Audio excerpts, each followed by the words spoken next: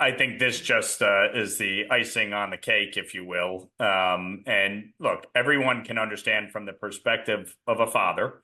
And Joe Biden, obviously, his family means the world to him, and I respect that. But I think everybody sees beyond this, which is number one, he lied repeatedly to the American people about the fact that he, quote unquote, would not give his son a pardon.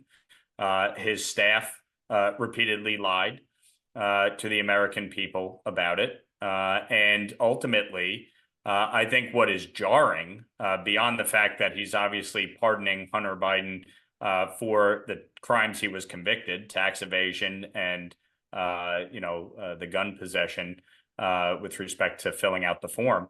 But the fact is, he's pardoning him over an 11-year period, which covers the time period by which the House Oversight Committee was investigating the foreign dollars that flowed to the tune of $24 million to the Biden family through 20 shell companies, and really blows a hole through Joe Biden's claims in the 2020 presidential debate, in which he said that his son never received any money from China. And that was a straight up lie. And he knew it to be a lie and yet said it repeatedly. And I think the fact that he decided to pardon him for an 11-year period is to me the most jarring aspect.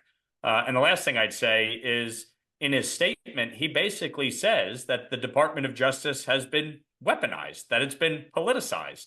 From his standpoint, he feels that his son was getting a fair plea deal that was blown up by political pressure. But the fact is that he basically admits that his Department of Justice has been politicized and weaponized. And I think it goes to something that I believed fundamentally, which is that the American people should determine who our next president is. And obviously, in this election, they spoke and they elected Donald Trump overwhelmingly, both by popular vote and winning every single swing state in the Electoral College, despite 4 indictments, 34 felony count conviction, a civil bankruptcy proceeding, basically, in which the Attorney General of New York tried to bankrupt him and go after his assets.